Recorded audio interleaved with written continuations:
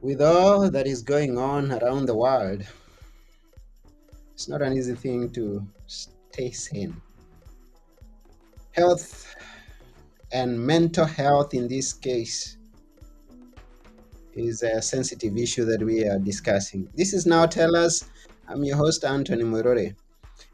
Now Tell Us, we have guests come and tell us stories. They come and inspire us. They come and educate us on a subject. And always we have great guests come and join us. And when I say always, today we have a great guest with us who's known as Clint Callahan. And he's going to be here shortly. Before he comes, I would like you to please share this episode with all your friends. If you have a question as we move along, please ask. We will try our level best to answer it. And if it's just a comment you want to make on anything, we appreciate feedback. So thank you in advance. Mental health matters. Challenging the broken system. Hmm. So why don't you join me as we go together to meet our guest today, Clint? Here we go.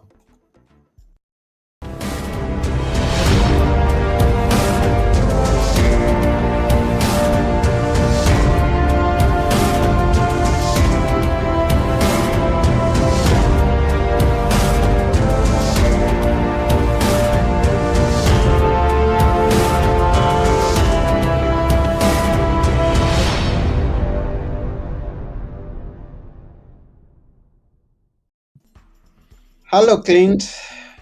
Hello, how are you? I'm good. Welcome to Now Tell Us. Thank you. We are honored to have you here. So, what can I tell you? Yeah, where in the world are you at now? I am currently in Colorado Springs, Colorado. Mm-hmm. That's wonderful. And I hope the weather is treating you good today. So far, so good. Yeah, you tell me that is Labor Day Yes, Labor weekend. Day weekend in the United States. So, we're going to get So a 3 day weekend. Can't wait. what are the plans? Oh, the plans are, of course, what do most Americans do when it's a Labor Day weekend? We're going to eat too much and have a barbecue and hang out with friends and just try and relax and have a good time so we can get ready for the next week. That's cool. It's good once in a while to just come from the busy routine, daily routine, and just have some good time with the family, Yep. isn't it?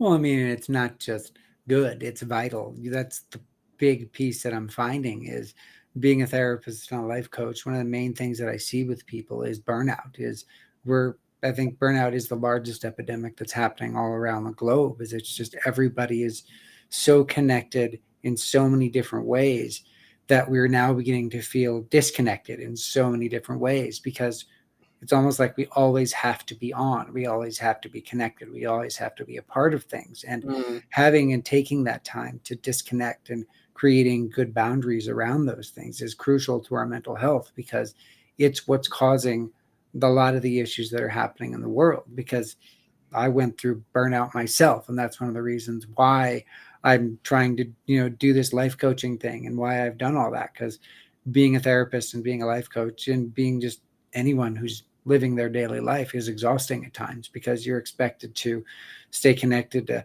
Facebook, Instagram, YouTube, Snapchat, to all the different streaming channels on TV, to all these different things mm, that make us that are designed to make us feel connected, but yet mm, for some reason we feel more empty and disconnected and because we know that everybody's trying to sell us something because yeah. it's like from the Netflix documentary The Social Dilemma, right? Mm-hmm, If you're getting the service for free, then you are the product. And when that happens, mm-hmm, it creates this disconnect of, well, you really don't care about me. You're just trying to get my data. You're mm, just trying to get me to say yes. You're just trying to get me to buy. You mm, really don't care.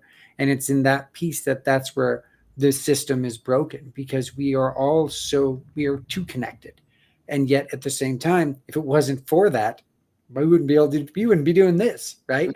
So yeah. it's that double-edged sword of it where the connection allows you to do things but it also takes away things as well. So it always comes back to that age old thing, right?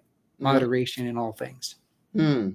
Now, you've practiced being a therapist for several years, and now it's when you're branching into life coaching. Mm-hmm. What could be the difference, maybe, for someone Sure. who's listening here and doesn't have an idea?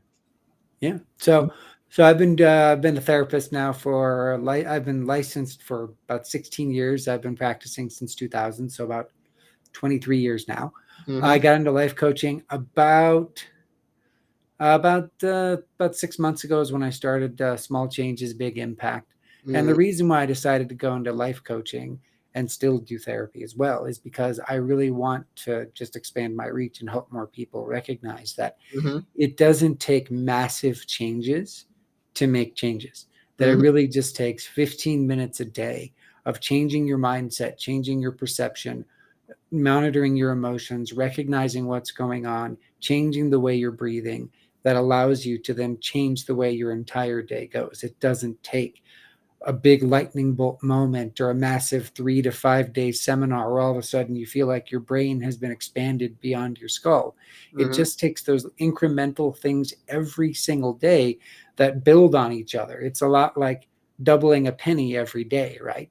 You've all done the math equation. If you double a penny every day, one and one becomes two, two and two becomes four, four and four becomes eight, and so on until after a month, that penny is now $1 million plus, right? Mm-hmm. And it's those kind of things, that same kind of compounding interest can happen if you focus on taking just a little bit of time for yourself each day and Mm-hmm. building up your resilience, your reserve, your psychological acumen of understanding the different things that are going on inside of you, of slowing down, of taking a breath, of doing all these different things that only really take a minute or two each day, maybe 3 minutes, maybe 4 minutes, to change the way that you're handling everything, Mm-hmm. which allows you to improve and become better and to become a better version of yourself. Because that's what we're all striving to do, right? We're all trying to become the best version of ourselves. And the thing Mm-hmm. is as human beings, we often fall short because, as again, there's so many demands on our time, on our energy,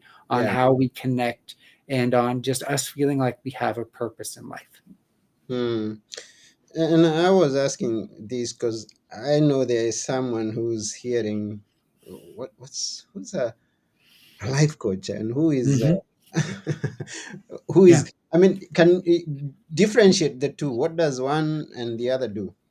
Sure. So, what a therapist does is a therapist is someone that is able to basically diagnose. So, part of my licensing is I have the ability to diagnose and then to have you go through the mental health system, to go through your medical insurance, to go through these different systems to get the care that you need. A Mm-hmm. life coach is someone that does not diagnose, but still has the skill set to help you move through and get to this next stage. So a therapist tends to look more past oriented, where we look at your childhood, what happened in your early life, what happened recently, and these different things to help you create change today.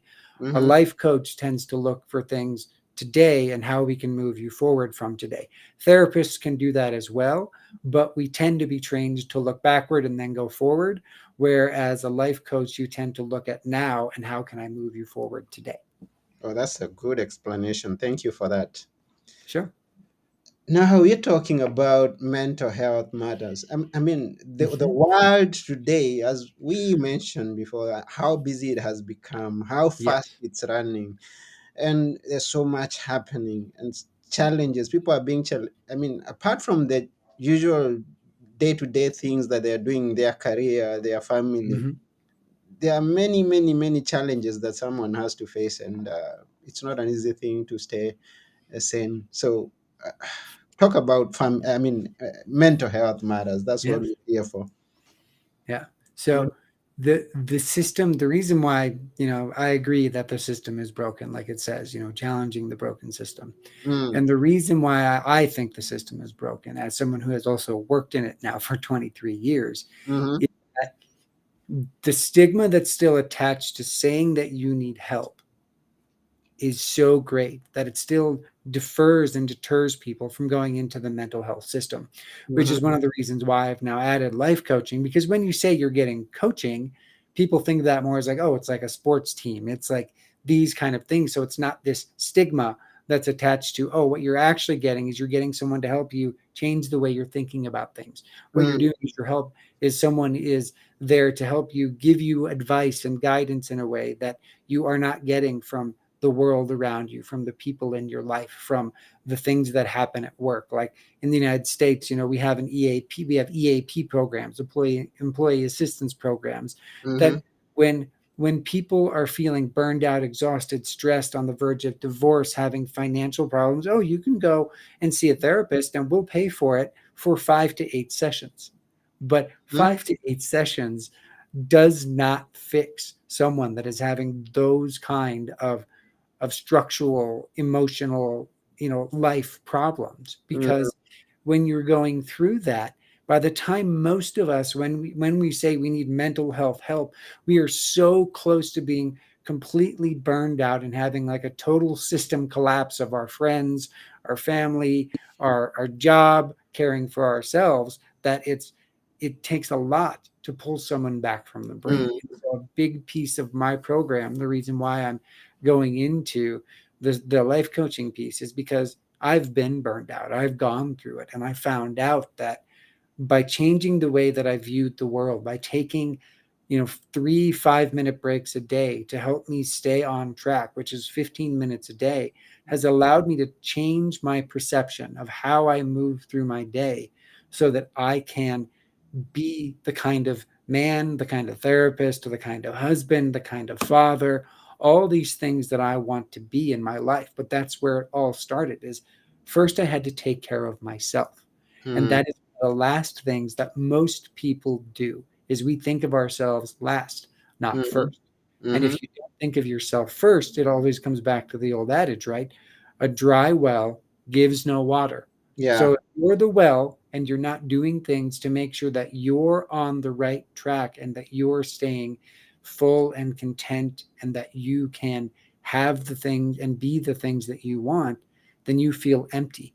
And then mm, that begins the process of systemic disconnect, where then you start to disconnect first from your friends and family, because that's considered in most people's lives, well, I don't need to be around my friends because that's just an extra thing. It's an extra obligation. And mm, then you begin to disconnect from you doing basic self-care. Like, I'll shower every other day. I'll shower once a week. I'll stop shaving. You just, everything starts to go downhill. And then you begin to disconnect from your family, and you start to do less of spending time with them. Or when you're with them, you're not there. You're mm, somewhere else. You're there physically, but emotionally, mentally, you're gone. And then it begins to affect the last piece, which is your work. And the reason why work is usually the last piece is because we know that we need money to survive. mm, So it's the last thing that we do. So then we start to think, well, I'll just do enough to not get fired. And then we start to think, well, they don't see my worth and my value. So I'm just going to quit and find another job that is going to see my worth and value. And when you do that, you feel great for a couple of months. mm, And then you begin to feel that way again, because the systemic issue of you not caring for yourself, of you not making sure that you are a priority, continues to go with you wherever you go, because you can't escape you. mm. It makes a lot of sense when you tell us that 8 sessions cannot fix your problem, and the reason being is some of the things that we are going through did not take a week to grow. They did No. not take 1 month. It's something No. that has been there for several years, and then you Mm-hmm. tell me that Possibly your whole life. yeah, your whole life. Many times there are things that have been there for all of your life, and then you tell me you're gonna fix it in 8 days, 8 sessions. No, it's not. It's Yeah. not. It's not workable. So we will take your idea of having something to do on a daily basis that is Mm-hmm. going to improve our situation. Yep. And yeah, what's this 15 minutes a day? How Sure. is it like? How did that work? Yeah, I get it. Because it's like, that doesn't sound like a lot, right? That's like 1% of your day, because there's 1,440 minutes in a day. So Mm, 14 minutes and 40 seconds is about 1% of your day. So about 15 minutes, right? How yeah. can that change my life? That doesn't make any sense. I thought change was a massive undertaking, right? Mm, But the thing is it comes back to where it's very focused, spent time. So the mm, way I do it, what my own personal thing that I do now every day is I do 3 things a day where I spend 5 minutes each day, and each one is very specific. The first one I do is in the morning. I meditate for 3 minutes. Mm-hmm. Everyone's like, what does 3 minutes of meditation do for you? And I'm like, well, you don't need 30 minutes of meditation. It's just sitting somewhere, breathing, being quiet, and seeing what your brain comes up with. Mm-hmm. But I focus that on what are my intentions for today. So what I've gone to is I have 2 goals that have been my goals that I follow every day. And if I can meet those goals every day, Mm-hmm. then I'm a success in my personal and professional life. Mm-hmm. So I meditate for 3 minutes and then I journal on these 2 things that I want to work on. And Mm-hmm. it's the same goal, but the thing that I want to get out of it each day is different. So my first goal professionally is when I see that light bulb moment when I'm talking with someone, when they're starting to get that they can change, I continually bump them and move them towards that light bulb. I Mm-hmm. go back and I ask them continued questions about that light bulb moment. Because for me, and here's the thing, is it's if I see the light bulb moment. You may not be seeing the light bulb moment. But Mm-hmm. my job as a coach and as a therapist is to keep nudging you towards this thing that I saw, that flicker in your eye or that little flash of a light bulb above your head that, wait a minute, you mean you're telling me I don't have to be this way?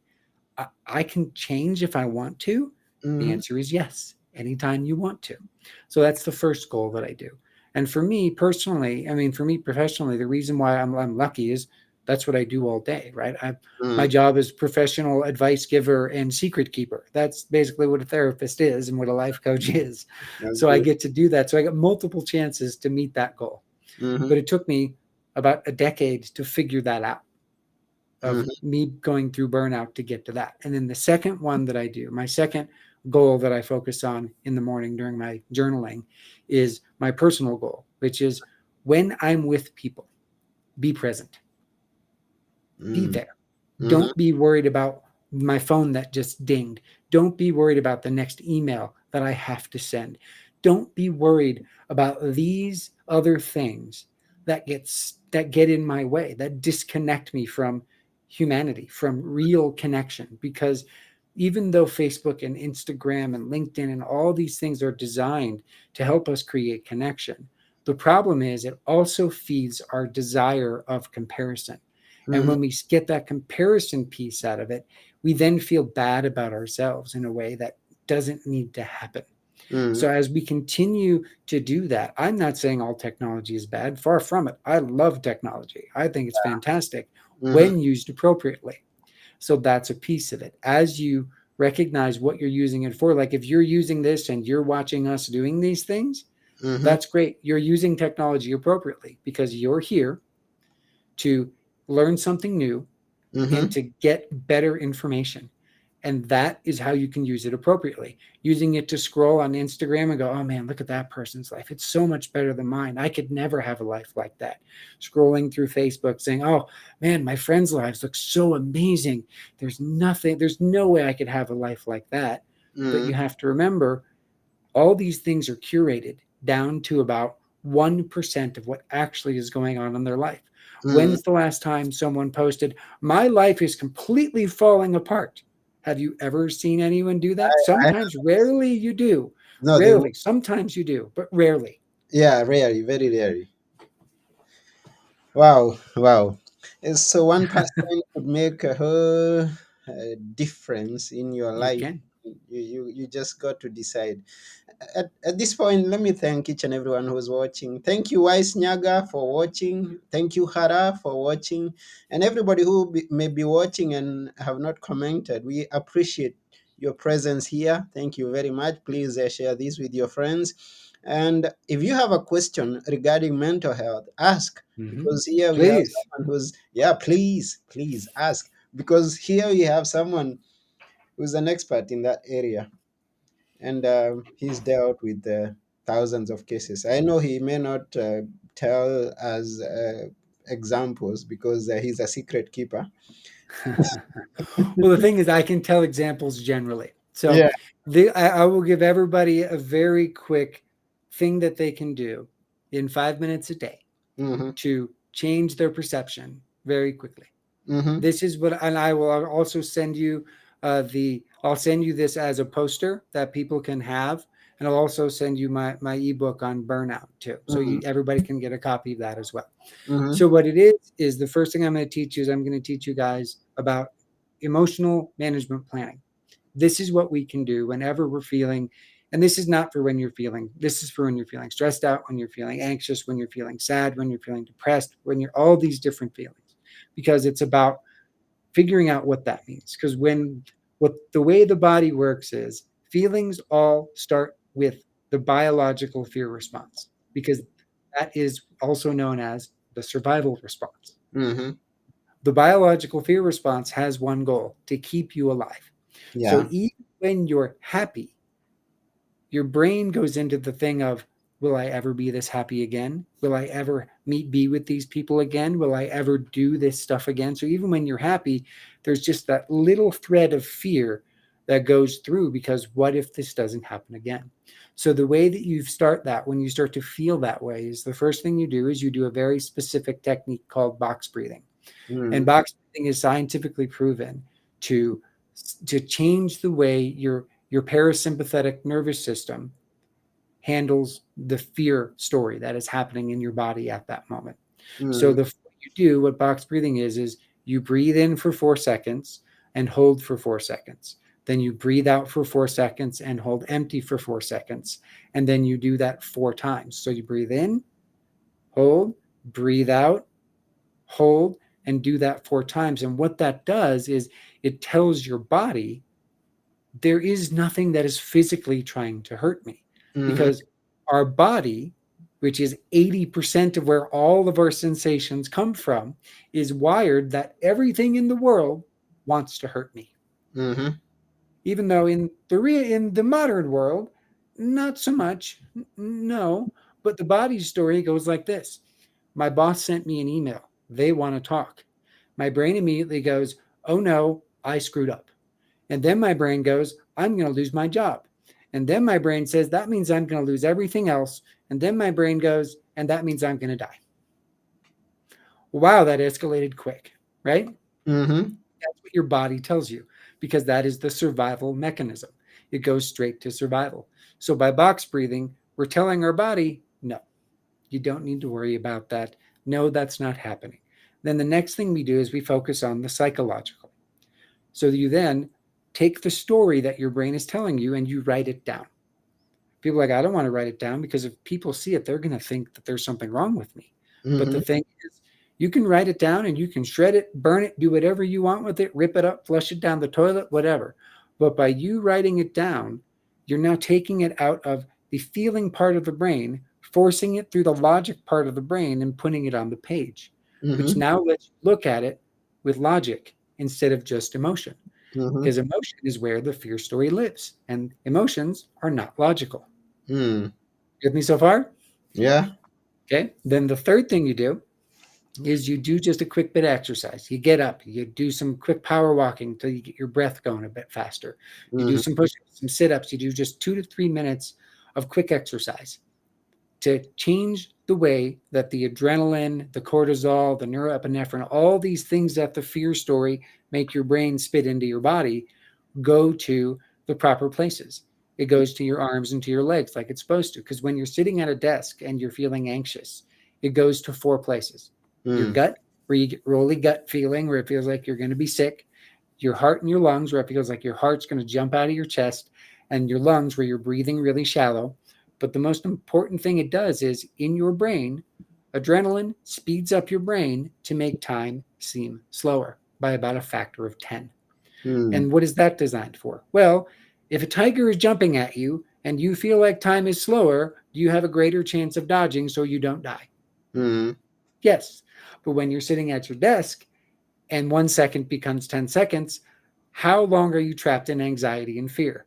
It now feels like 10 times longer than reality. Mm. Have you ever experienced that? Mm-hmm. So you go through that.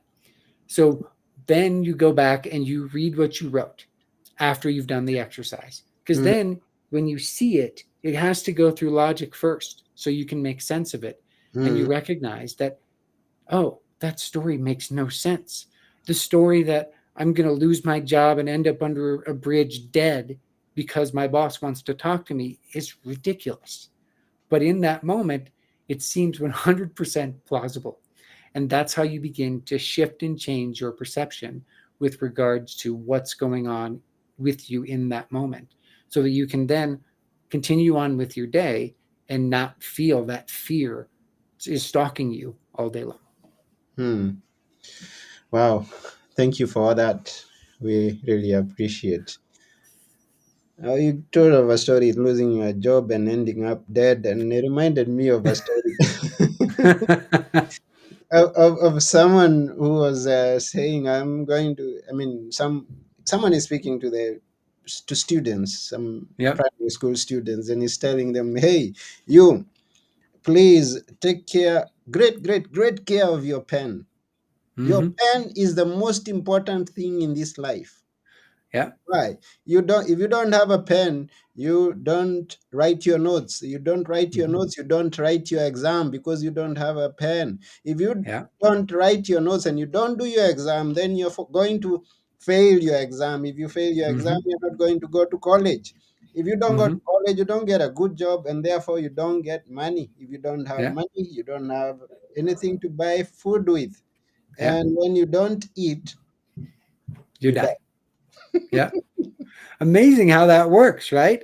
How fast we go from, well, we don't have this one thing, now I'm dead. It's like, whoa, there's a lot of other things in between there. So you're telling me there's no family, there's no friends, you can't borrow a pen, all these different things, right? It's that Mhm. kind of process where the story this tells us is designed to keep us alive. Mm, But the story it tells us is also one that is completely saturated with fear. And that's why it goes fear, your main feeling, which is, so it goes like, let's say I feel fear. mm, That makes me angry. So now I'm angry that I'm feeling fearful. But mhm, what is that anger really? So this is where you can do some emotional math, because there's 87 different feeling states. There's 7 core ones and there's 80 other ones that are around it. So you take that anger and you say, well, actually, I'm feeling fearful, I'm feeling distrustful, and I'm feeling like I'm in danger, right? So mm, that's what my anger is. I don't like that I'm feeling those three things. But anger as an emotion often feels larger than us, that we can't control it, right? We're mhm, going to turn green and become the Hulk and start smashing things.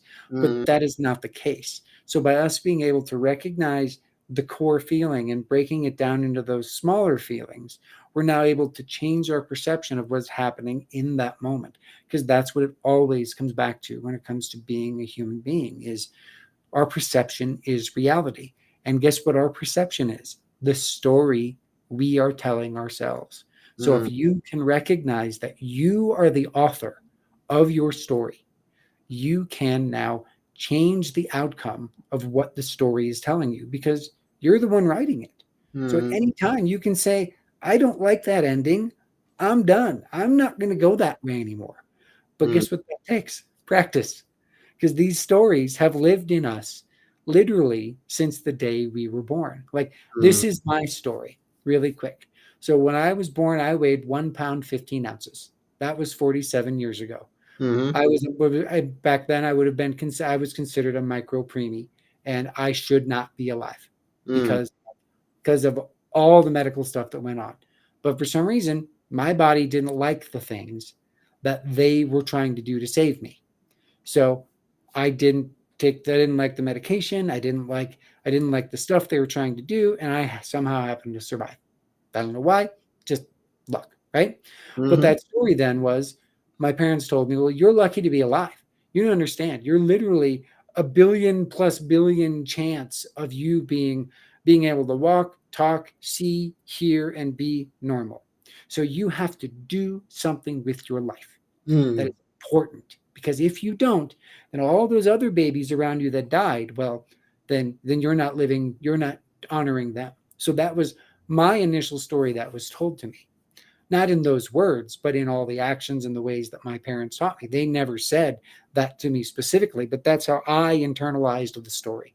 So I'd mm, better do something amazing to change the world because I'm a miracle. And mm, that can really mess you up a little bit if that's what you think, right? mhm. So in Yeah. going through that, That Mm, led me to elementary school, high school, middle school, all these things where I experienced a lot of bullying, which then that created a whole bunch of confusion. But because of that, it made me angry enough that my parents decided you have to go to therapy. So I went to therapy.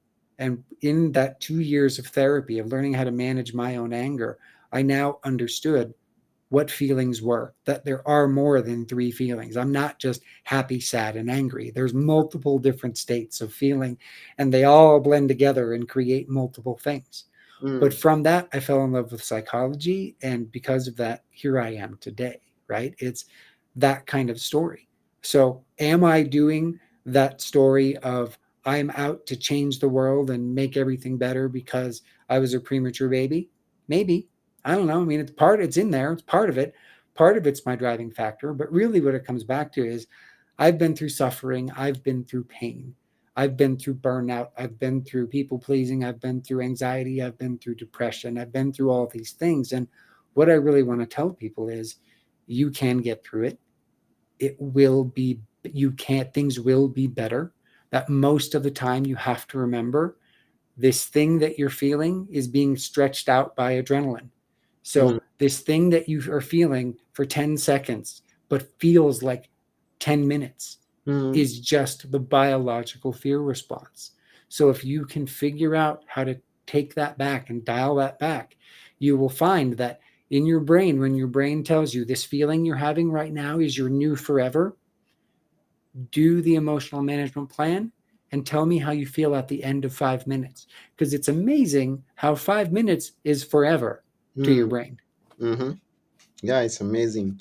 And thank you for sharing your story and the things that you've been through. And we all go through challenges and problems, and Yes, we we, do. over- we overcome them. And I'm curious to know, among the many things that you mentioned, and I know there are also Mm-hmm. others that you haven't mentioned, which Yep. might have been your toughest one? How did you go over it, and how would you have done it differently, knowing what you know Yeah. today? The toughest thing for me was the suicide of my mother when I was 29. Mm, Because because I was with her 2 weeks before she committed suicide at a hospital. And Uh, she told me what she was going to do. I told the hospital exactly what she told me, and they told me that no, she'll be fine as long as she completes our program. And I told them, no, you're wrong. That's not going to happen. I've been working in a locked psychiatric hospital for the last 2 years as a therapist dealing with people that are acutely suicidal, and this is not going to go away in 2 weeks. And they basically told me, no, you're wrong. She just has to complete the program. And she did what she did. And so the hard thing is, even though I would do anything to have my mom back, I would only have her back if she was healthy, because the reason why she became suicidal was because she had an autoimmune disorder that basically turned her from a healthy 47-year-old woman into the body of a 90-year-old woman in the space of a year. So mm, I don't think I would change is I would change the way that I interacted with her before she passed, mm, because it was one of those things that I regret. But it took me, and that led me to burnout. That led me to exhaustion. That led me to depression. It led me to a massive grief spiral. But also, it led me to this creating this program. It led me to understanding these steps and these ways to help more people. Because above all, the thing I remember about my mom is that's who she was. She was an unlicensed social worker who helped hundreds and hundreds of people in my hometown, who started an Emotions Anonymous chapter to help people with emotional problems, who let people live in our basement, and who invited random people to our holidays, who tried to provide hope and joy and peace wherever she could to people that were struggling. And that's what I had to take away from that. And that's what helped me ultimately get through it. But what got me through it was learning and recognizing that I needed to use that 15 minutes a day program to pull myself out, to decide, to make that choice that I am worth moving forward, that I have something to give to the world, that I can make a difference, even if it's just one person, 100 people, 1,000 people at a time. Whatever it is, it's As long as you can get one person to begin to change, that's all that matters. And so that was, I would say, the hardest thing that I went through is that. Hmm. Sorry for the loss of your mother. Thank you. Yeah. And thank you for sharing the lesson that we can always pick from what's left and make a difference in the world, Yes, we can. just like you're doing. And there's a lot of lessons that we could pick from that. Unfortunately, our time is over. Yeah, our time is over. It's been quite an interesting episode with you. Thank you very much for coming, Clint. Thank you. I'm happy to be here. Yeah, and I'm wondering if someone who's been listening to you would want to follow up with you, Mhm. and who should follow up with you, and how should they follow up with Sure. Well, I mean, if anybody is feeling like, you're burned out or like you're failing or you're depressed or you're anxious in the different areas of your life, I know that you can make a change in 100 days. And I know this because you can do this by learning to take accountability, learning proper psychological tools in order to make those small changes that you need in those different areas of your life, your time, your connections, your emotions, and your purpose. Because those are the areas that we get burned out and disconnected in the most. And you can do this in just 15 minutes a day, and your life will become unrecognizable. And that's why I created the Small Changes, Big Impact transformational system. So if you want to find me and you're tired of, you just want to have a conversation, I'm offering a free 30-minute coaching call. He also will have my other information, but you can find me at calendly.com/Clint underscore SCBI /free free dash coaching, and I'll send you the link so you can do that. You can also find me on Facebook and Instagram at Small Changes Big Impact dot the number 4 and the letter U, and I post 2 to 3 minute videos just discussing all the stuff kind of like this and offering tips and tricks on how to make it through this life that we have that we're all trying to do, because we're all, in the end, we're all just making it up as we go along and doing our best. Thank you for that. I also, during my search, found that Small Changes, Big Impact has a website of its own. Yes. Which is it? It is small changes big impact .net /info, and that's where you can also set up a call with me, and you can also find the ebook that I mentioned, and you can also find the another training on burnout, and just the different podcasts that I've been on if you just want to get more information. Thank you very much, Clint. That's wonderful. So everyone who's listening, please, you can follow up with Clint, and yeah, don't stay silent. Reach out, Yeah, say what you're going through, and you never know who's out there and waiting to give you a hand to walk along with you. Before we go, please leave us with a few words that we should always remember. Which are they, Clint? that if you want to make a change, the time to start is now, because the thing is that life may feel long, but it's actually short. So all that you can do is take now and decide, what do you want to be in your life, and then work on becoming that. It's as simple and as difficult as that. It's simple and difficult at the same time. Yeah, but you can make it because you're able. Just Yes, go you for can. it. Yes, you can. That's what I love. Yes, you can. Go for it. And remember, Clint is clapping for you, whatever it is that you're doing. Exactly. Yeah, and that's about it for today. It's been a wonderful time having you here, Clint. We appreciate. This has been Now Tell Us. I have been your host, Anthony Moirore. And together with our guest today, Clint Callahan, we are saying thank you for listening. And yeah, don't stay silent. Speak out if you're going through any mental challenge, and let's make tomorrow a better place for the things, a better time for the things that we do today. Bye for now. Bye.